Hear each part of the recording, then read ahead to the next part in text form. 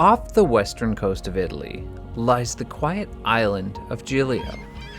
This stunning retreat is known for its scenic harbors, quiet beaches, and unspoiled natural beauty. For centuries, it has been a sanctuary for those in search of a Mediterranean paradise.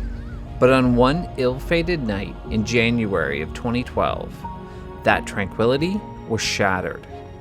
The still waters of Giglio hosted one of the most shocking maritime disasters of the modern age. On this episode of Never Stop Learning, we will be sailing alongside the Costa Concordia, learning about her short life at sea as well as her tragic end. The Costa Concordia was a ship so large that it dwarfed the skyline. A floating city of luxury, as well as a marvel of modern engineering. The ship's construction cost a staggering $570 million US. Built at the Fincantieri shipyard in Italy, the ship's construction began in 2004 and she was launched on September 2nd the following year.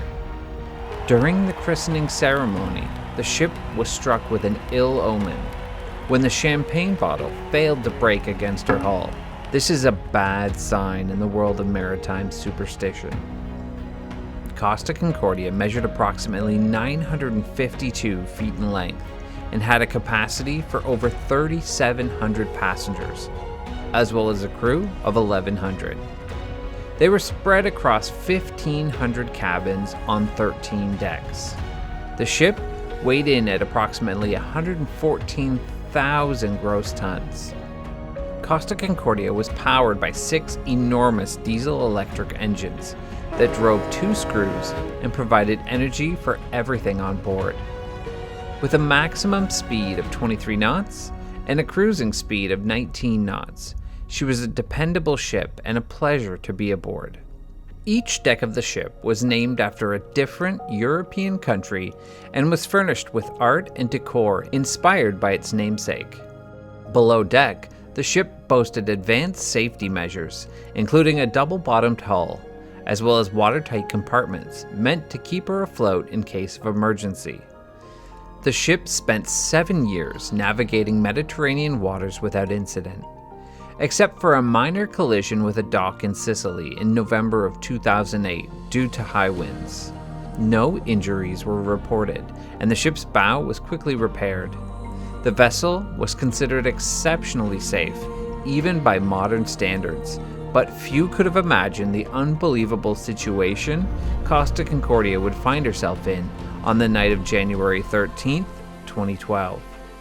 On the day before the incident, Costa Concordia left Civitavecchia, Italy, on a 7-day Mediterranean cruise with 3,206 passengers and 1,023 crew aboard. Captained by Francesco Schettino, the first day of the voyage was peaceful, with passengers enjoying the ship's lavish amenities. This included 5 restaurants, 3 bars, 4 swimming pools, 5 spas, and even a poolside movie theater. But on the second day, as the ship approached the island of Giglio, no one on board could possibly imagine that the Costa Concordia was counting down to disaster. The plan was for the ship to pass the island of Giglio after dinner in what's called a sail-by salute. Captain Schettino had dinner with his mistress before heading to the bridge to help the crew navigate the sail-by. Coastal navigation, which is any seafaring navigation close to shore, is incredibly dangerous due to the obstructions in the shallow waters. So normally, the navigational officers of the ship would plan out a meticulous route, updating their position every 15 minutes. On this evening, the planned route was about 5 miles offshore.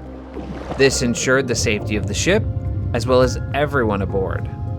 Captain Schettino was a bit of a show-off, and in an attempt to impress his mistress, decided to take over and plot the course himself, as this wasn't his first time sailing through these treacherous waters.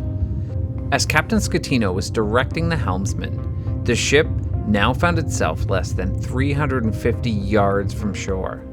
To make matters worse, the helmsman didn't speak Italian very well, so there was a language barrier between the captain's directions and the helmsman's response. This, coupled with the fact that the ship was cutting through the water at a staggering 16 knots. It was only a matter of time before disaster struck.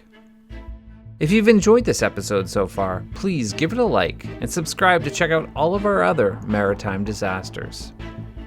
As we left Costa Concordia, the massive ship was moving way too fast along a route it was much too large to navigate through.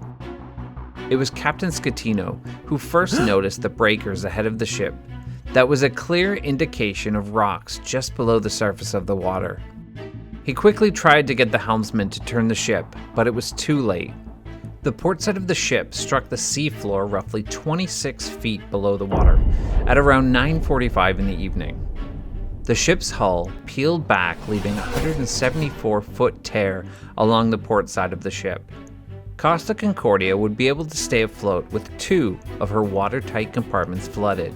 Unfortunately, the impact had ruptured 3 or more of the ship's 7 watertight compartments. There was no doubt about it, the ship would sink. A few minutes after impact, Captain Schettino would receive even worse news.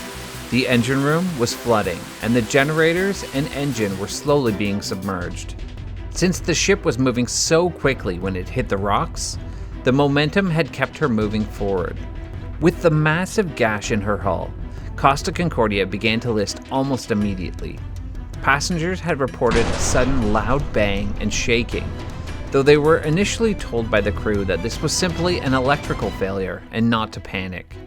It became clear that this was not true when everyone on board began to notice the ship taking on a list to her port side. This was until the ship came to rest on the seafloor and shifted onto her starboard side. By 10:15, passengers were putting on their life jackets, but the crew were still telling them that everything was fine and that they should return to their cabins. At 10:50 p.m., the order to abandon ship was finally given.